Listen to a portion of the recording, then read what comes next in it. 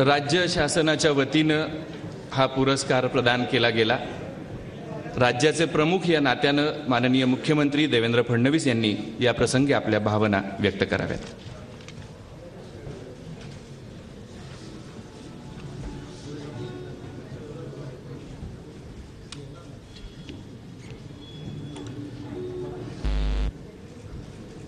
हिंदवी स्वराज्याचे सरसंस्थापक छत्रपती शिवाजी महाराज यांना मानाचा मुजरा करतो। आज या महाराष्ट्र भूषण पुरस्कार वितरण सोहळ्यामध्ये ज्यांच्या हस्ते आपण पुरस्कार दिला असे राज्याचे आदरणीय राज्यपाल श्री विद्यासागर रावजी, महाराष्ट्र भूषण या पुरस्काराने ज्यांना आत्ताच सन्मानित केलं असे खऱ्या अर्थानं आपल्या सर्वांना अभिमान वाटावा अशा प्रकारचं कार्य ज्यांनी गेली 75 वर्ष उभ्या महाराष्ट्रात आणि देशात केलं नव्हे, विश्वाच्या वेगवेगळ्या देशात देखील ज्यांनी छत्रपती शिवाजी महाराजांना पोचवलं ते महाराष्ट्र भूषण शिवशाहीर आदरणीय बाबासाहेब पुरंदरेजी,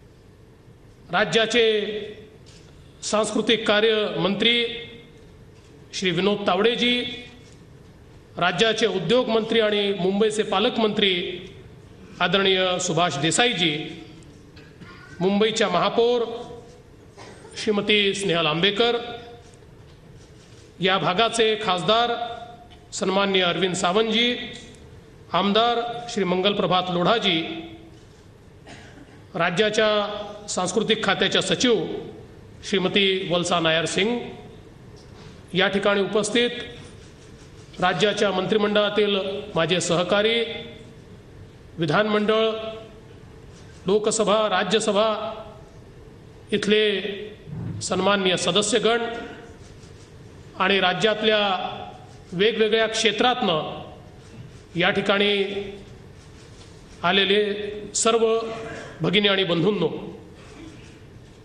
आज आमच्या सर्वांकरता हा अत्यंत गौरवाचा क्षण आहे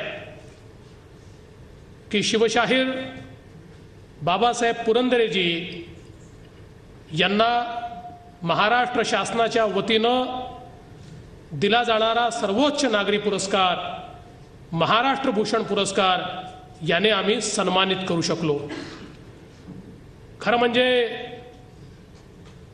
बाबासाहेबांना हा सन्मान देऊन मगाशी ज्याचा उल्लेख सुभाषजींनी केला की या सन्मान प्राप्त करणाऱ्यांच्या मांदियाळीमध्ये बाबासाहेबांचं नाव जोडल्याने या सन्मानाचं महत्त्व हे अधिकच वाढलं आहे आणि त्याबद्दल आम्ही खरोखर अतिशय आनंदी आहोत।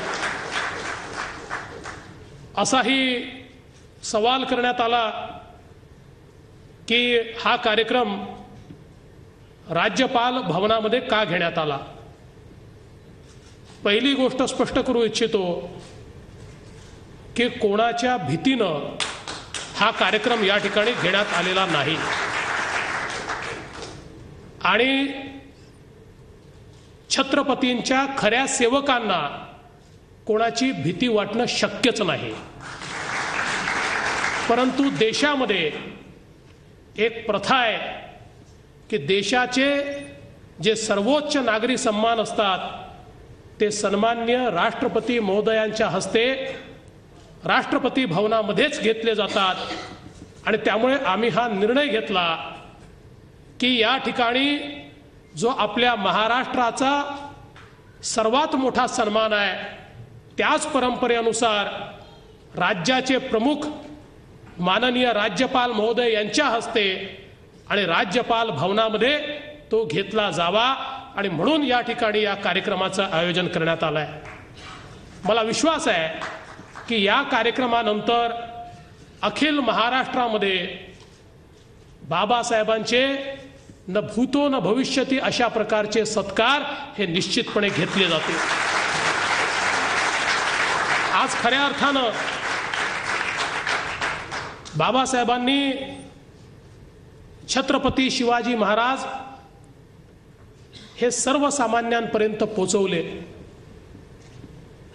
शिवचरित्राच्या माध्यमातून तर पोहोचवलेच, पण त्यासोबत जाणता राजा या महानाट्याच्या माध्यमातून जो आमचा विद्यार्थी आहे, कॉलेजमधला तरुण आहे, याच्यामध्ये राष्ट्रप्रेमाचं बीजारोपण हे बाबासाहेबांनी केलं.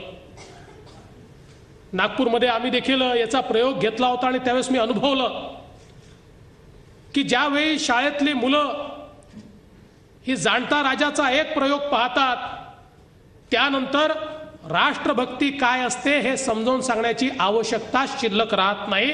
अशा प्रकारे छत्रपती शिवाजी महाराजांची प्रेरणा घेऊन देशाकरता लढण्याची, स्वातंत्र्याकरता लढण्याची, समतेकरता लढण्याची प्रवृत्ती त्यांच्यामध्ये तयार होते.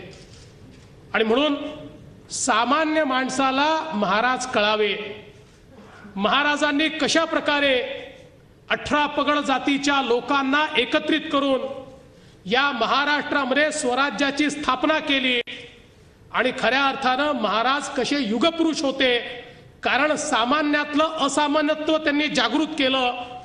आणि ज्या व्यक्तीला कदाचित हे वाटलंही नव्हतं की तो मुघलांचा सामना करू शकेल आणि मोगलशाही मोडीत काढू शकेल, अशा सामान्य माणसाचं स्फुल्लिंग त्या ठिकाणी जागृत करण्याचं काम हे छत्रपती शिवाजी महाराजांनी केलं.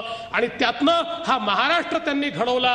आणि तोच महाराष्ट्र जो छत्रपती शिवाजी महाराजांनी घडवला तो कसा घडला हे सांगण्याचं काम शिवशाहिरांनी या ठिकाणी करून दाखवलं. म्हणून त्यांचा सन्मान आज या ठिकाणी होतोय.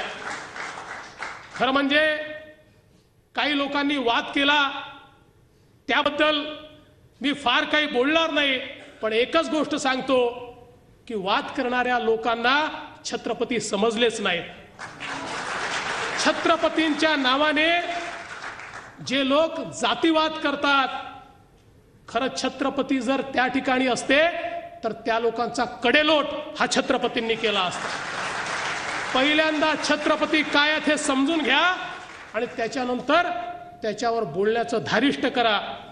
आज या निमित्ताने खरोखर मला अभिमान आहे की छत्रपतींच्या खऱ्या सेवकाला आज या ठिकाणी सन्मानित करण्याचं काम हे राज्य सरकारच्या वतीनं करण्यात आलेलं आहे.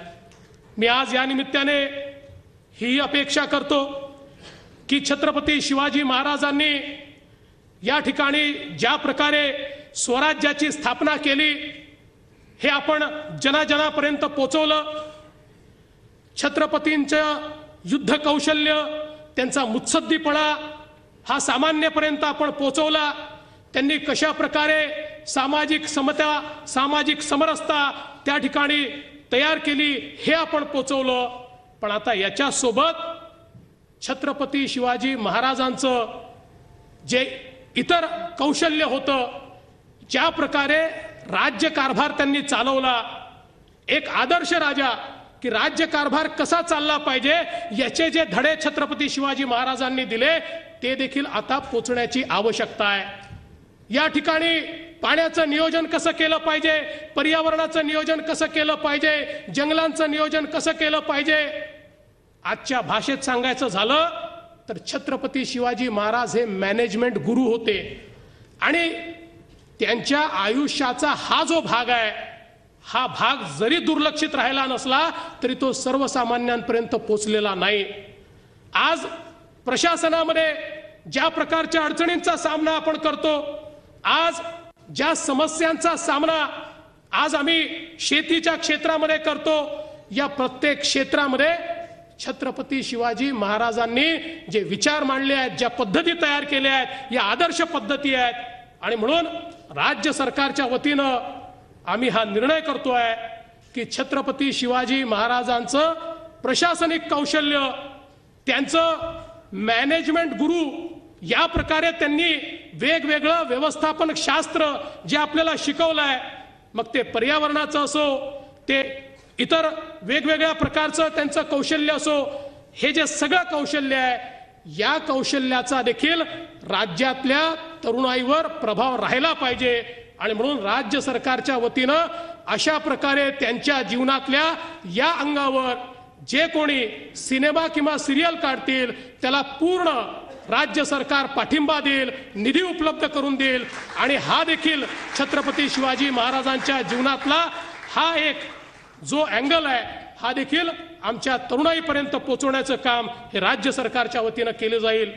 मी या निमित्ताने बाबासाहेबांना अशी विनंती करतो आणि त्यांच्यासोबत तमाम जे आमचे इतिहासकार आहेत, जे संशोधक आहेत, या सगळ्यांना विनंती करतो की हा भाग समृद्ध करण्याकरता आणि यातलं जे जे काही विनंती करतो, पुन्हा एकदा मी ईश्वराला प्रार्थना करतो की बाबासाहेबांना त्यांनी दीर्घ आयुष्य द्यावं, उत्तम आरोग्य द्यावं आणि अशाच प्रकारे पुढचे 50 वर्ष बाबासाहेबांनी आम्हाला शिवचरित्र सांगत राहावं, अशा प्रकारची ईश्वराच्या चरणी प्रार्थना करून माझं बोलणं संपवतो. जय हिंद, जय महाराष्ट्र, छत्रपती शिवाजी महाराज की जय. झी 24 तास रहा एक पाऊल पुढे.